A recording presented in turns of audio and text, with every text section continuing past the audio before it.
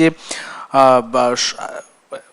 একটি কার্যকর সংসদের চরিত্র আসলে কেমন হওয়া উচিত, যেটি জনাব এম এ আজিজ বললেন যে প্রথম দিনটি ভালো যায়নি, এবং আব্দুল্লাহ কাফি রতন বললেন যে একটি ভাইব্রেন্ট পার্লামেন্ট দরকার। সেক্ষেত্রে কোন বিষয়গুলো আসলে থাকা দরকার যে একটি ভাইব্রেন্ট পার্লামেন্ট হতে হলে? প্রথম দিনটি ভালো যায়নি এরকম না বলে আমরা যদি বলি যে প্রথম দিনটা একটা টালমাটাল বা একটা ছোটোখাটো গ্লিচেস আছে, সেটা বললে ভালো হয়। কেন ভালো যায়নি এরকম মনে হয় না, ভালো গেছে। মানে শুরুটা ভালো, স্পিকার নির্বাচন ভালো, ডেপুটি স্পিকার নির্বাচন ভালোভাবে হয়েছে, সবাই সংসদে অংশগ্রহণ করেছেন, 100% হাজিরা ছিল। তো এই সব মিলে ধরেন, এবং সংসদের, হ্যাঁ ঠিক আছে, সংসদের সাউন্ড ত্রুটি ছিল। কেন সংসদটা তো আমরা সেই 5ই আগস্টের পরে দেখেছি সংসদে কি হয়েছে, টেবিল চেয়ার, যন্ত্রপাতি, এভরিথিং ওয়াজ লুটেড। তো সেইটাকে ঠিক করার দায়িত্ব ছিল 17-18 মাসে যারা সরকারে ছিলেন, তাদের দায়িত্ব ছিল। কেন এই সরকার গঠন হওয়ার পরে তো তারা সেই সময়টা পান নাই। তো বিগত সরকার, অন্তর্বর্তীকালীন সরকার ইউনূস সাহেবের, তাদের কিন্তু প্রধান দায়িত্ব ছিল একটা নির্বাচন। তার 3টা দায়িত্ব নিয়ে কাজ করেছেন। তো নির্বাচন একটা প্রধান দায়িত্ব ছিল, এবং তারপরে সংস্কার ছিল, এবং তারপরে তো 5 বছর 10 বছর থাকারও একটা নাকি পরিকল্পনা ছিল। দেশটা মবতন্ত্রে চলছে, এটাও তো জানি। এখন আজিজ ভাই তো বলেই ফেললেন যে পার্লামেন্টেও এখন মব দেখতে পাচ্ছি আমরা। আমি আশা করি না যে পার্লামেন্টে মব হবে। আজিজ ভাই পুরানো একটা ঘটনার কথা স্মরণ করিয়ে দিয়েছেন যে স্পিকারকে খুন করা হয়েছে এই পার্লামেন্টে। তো এরকম হয়নি, হবে না, আমি আশা করি এরকম হবে না। বাট সংসদ ভবনটাকে রেডি করা, এটা অন্তর্বর্তীকালীন সরকারের দায়িত্ব ছিল। তাহলে এটার উপদেষ্টা যিনি ছিলেন, মিস্টার আসিফ নজরুল সম্ভবত, তাকে জিজ্ঞাসা করা দরকার যে উনি কেন সংসদ ভবনটা রেডি করলেন না। আমরা যখন একটা নির্বাচনের সময় দিলাম, 3 মাস ধরে আমরা নির্বাচন করলাম, তখন পূর্তমন্ত্রী, আইনমন্ত্রী, তাদের প্রধান দায়িত্ব ছিল সংসদ ভবনটাকে টোটালি রেডি করা। সংসদ সচিবালয়, মানে নতুন লোকজন কাজ করেছে, এই জন্য সংসদ সচিবালয় পুরো স্ক্রিপ্টিংটা ঠিক মতো করতে পারেনি। যেমন ছোট ত্রুটি হলো, যখন সভাপতি নির্বাচন করা হলো, তাকে কিন্তু আহ্বানই করা হলো না যে উনি আসবেন, আসন গ্রহণ করবেন।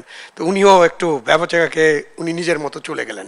তো এইসব ছোটোখাটো ত্রুটি বিচ্যুতি আছে, এগুলো ঠিক হয়ে যাবে আমি আশা করি। কেন সংসদ সচিবালয় যখন সচল হবে এবং যখন সময় পাওয়া যাবে, এই টেকনিক্যাল ত্রুটি বিচ্যুতি থাকবে না। সংসদ হবে আমাদের কেন্দ্রবিন্দু, এটা তো নতুন কথা না, কিন্তু এটা আমরা বাংলাদেশ হওয়ার পর থেকে শুনে আসছি, তাই না? যে সংসদ হবে সকল কাজের কেন্দ্রবিন্দু, সকল আলোচনার কেন্দ্রবিন্দু। কিন্তু সংসদ সবসময় সকল আলোচনার কেন্দ্রবিন্দু হয় না, এবং কেন্দ্রবিন্দু না হওয়ার কারণে যেটা হয়, সেটা হয় যে অভ্যুত্থান হয়, আন্দোলন হয়, গণ আন্দোলন হয়, মানুষকে রক্ত দিতে হয়। তো সুতরাং আমরা সংসদ কেমন চাই যদি জিজ্ঞেস করেন, তাহলে আমরা এখন এমন সংসদ চাই যেটা 54 বছর ধরে স্বপ্ন দেখেছে এদেশের মানুষ, সেরকম একটা সংসদ হোক, যেখানে সব কিছু আলাপ আলোচনার মধ্যে দিয়ে আমরা মীমাংসায় পৌঁছতে পারবো, এবং আমরা সেই রকম আইন কানুন পাবো, বিধি পাবো, আইন কানুন পাবো, যেগুলো জনগণের স্বার্থকে প্রতিনিধিত্ব করবে। সেটা আমাদের প্রত্যাশা, এবং এই সংসদের কাছে এই প্রত্যাশা জনগণের প্রত্যাশা। আচরণ নিয়ে তো আলোচনা হয়েছে। আমিও খুব অবাক হয়ে গেছিলাম যখন দেখলাম যে প্ল্যাকার্ড, মানে তখন আমার কাছে মনে হলো এটা কি, হোয়াট ইজ দিস, যে হঠাৎ করে গাদ্দার প্ল্যাকার্ড এবং সকলের কাছে প্ল্যাকার্ড।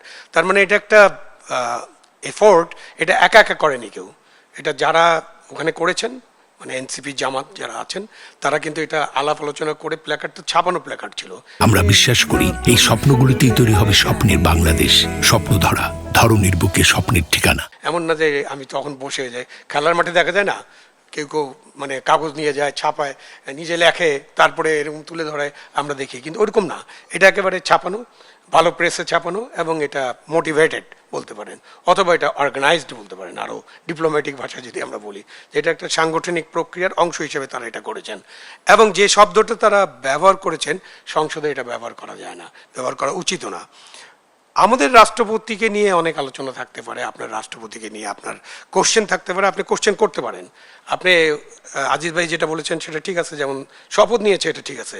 বাট শপথ নেওয়ার পরের দিন থেকে তো রাষ্ট্রপতিকে উৎখাত করারও তারা চেষ্টা করেছে।